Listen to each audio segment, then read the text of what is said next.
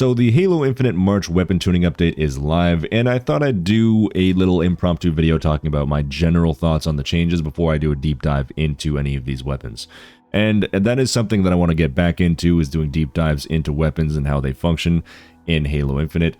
But for right now, let's just do a quick thing talking about how I feel about these changes and what they're doing. Now, people have been talking about how desync has actually been fixed, which is huge for the game, and some people have still been complaining about having issues, but for the most part, everybody I've been talking to has said that the game feels much better now. So if you've had a problem with desync and that's the reason why you quit the game, try coming back now, try seeing how the game feels to you now, because this has been great. You know, recently the updates for the game and the post-launch support recently have been really solid. So let's get into the weapon changes. Now, first off, the Bandit Evo and Bandit increased reload speed and spawn influencer changes, as well as audio changes. Honestly, this is kind of a nothing change. The reload was a little bit slow before, but I never really had an issue with that. But I guess because it's now the competitive weapon, they've probably asked that it reload a bit faster so it feel more slick. Doesn't really bother me. I liked the old slower reload animation, but it's not a huge deal. Like, this isn't really that big a deal. Moving on to the heat wave, they've reduced the aim assists angle and fall off range, so it's just gonna feel a little bit worse on controller. I guess they thought it was performing a little bit too well outside of its intended range, which was what I thought was really cool about it, but I guess you're just gonna have to aim better. I think the Heatwave is probably the best designed shotgun, like, ever. The fact that it does it one shot, that you can use it at really good ranges if you can lead well, you can bounce it off walls if you're good with angling shots. I mean, it's just a really cool gun, and I hope that these changes aren't too noticeable for controller players, because people thought this thing felt great to use, and it is a power weapon, so I don't really understand why this needed to be done. And I didn't really feel like a lot of people were asking for it, but it's done. There's not really any changes to the actual functionality of the weapon, but just the aim assist angles, so let's just hope that it feels good for everybody still. The plasma pistol. Now, when I first brought this up, people told me that, no, it's not being nerfed, it's being buffed, which is true. It's being buffed in the way that everybody uses it, but I don't understand their rationale here. Now, the amount of time to charge has decreased from 1.6 to 1.2 seconds, so it's going to charge up faster, so you're going to get those charge shots off quicker. Now, the rationale was that we wanted to increase the intentionality and planning required to use the weapon. That's not what they're doing here. By charging up faster, you're actually decreasing the amount of planning required to use it, because you're going to have to charge. You're not going to have to charge as long to get that shot off, so you'll be able to, which means that you actually have to plan less. So I don't understand what that even means. And then they also said that as time went on, after they buffed the damage so it did more shield damage than the sidekick, players began using the gun mostly for single shot use. Also something that I never noticed in my over 1,000 hours of playing Halo Infinite.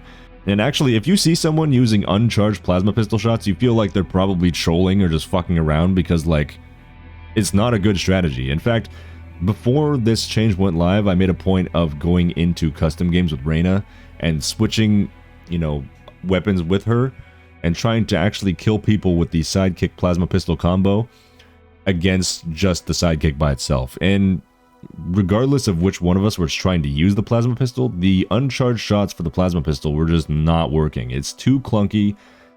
It's not a reliable weapon because it's too hard to lead and too unreliable, and the very specific ranges and niche situations where this weapon is actually effective with uncharged shots is just, there's so few and far between that I don't really see anybody actually using this thing for that purpose. So the fact that they say that people were mostly using the gun for this, no, they weren't. They were still using it for the charge shots, but okay, you can believe whatever you want to believe, 343. I don't know who gave you that feedback. So they've reduced the rate of fire for uncharged shots and made it overheat faster. So I don't really see why that was necessary, because nobody was using it that way. But they did that, so that's a thing now. Now, if you love the plasma rifle and want to pretend that the plasma pistol is one, and it's just a really, really bad version of it that doesn't really work in most situations, you can't even do that. They just want to make sure that you're using the gun in the way that they intend you to use it, and there is no versatility to it at all. And the severe underrepresentation of plasma weapons in Halo Infinite has actually just gotten even worse right there. Moving on to the Stalker Rifle, another plasma weapon that I don't think needed a nerf that got nerfed for some reason. Because it was a little too easy to find, apparently, and the maximum effectiveness for the gun at the highest levels was too much. So I guess they decided to nerf the shots to overheat, so basically fewer shots in the mag, and it now vents slower, so when you try to reload, it's not going to reload as quickly. Personally, I don't really get why they do this again, because it shares spawns with the shock rifle, which is a much better weapon, in my opinion. And what the Stalker Rifle is, it's a very high skill ceiling weapon because it's a projectile-based weapon for one thing. It is very difficult to aim because it has very low levels of aim assist, and the reticle is tiny. So that seems unnecessary, and I don't really see why that they're saying this gun was too easy to find. It was effective at the highest levels. It was slightly better than most other precision guns, I would say. Just generally speaking, people don't like the Stalker Rifle. I personally actually do like it, but I know I've talked to Jara and people that say they don't like the way it feels. So I guess they're just deciding, yeah, so if people don't like the way it feels, we're just going to make it not good. And it's still probably going to be good, it's just I don't really understand why they felt the need to nerf it. And again, another slap in the face to plasma weapons, because the Stalker Rifle is probably the best plasma weapon in Halo Infinite. Moving on to the VK-78 Commando, they are reducing the weapon's bloom and just giving it a faster bloom reset, which is actually probably a great thing, because this weapon has always tried to fill that role of between the AR and BR, and with the lower bloom, it's probably going to be able to put more shots downrange quicker and more reliably and more accurately, and that's what the weapon really needed. And probably it's going to actually be able to fill the role that it was originally intended to fill, and that is very, very cool, and it's a great change, actually. Unironically, great, good shit, 343. Personally, I would have also increased the weapon's magazine capacity, because it's not really in line with the BR and DMR in terms of how much damage you can put out with a single magazine. But besides that, great change.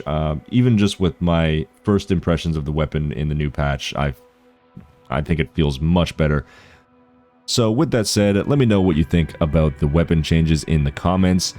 That's it for this video, and I'll see you again next time.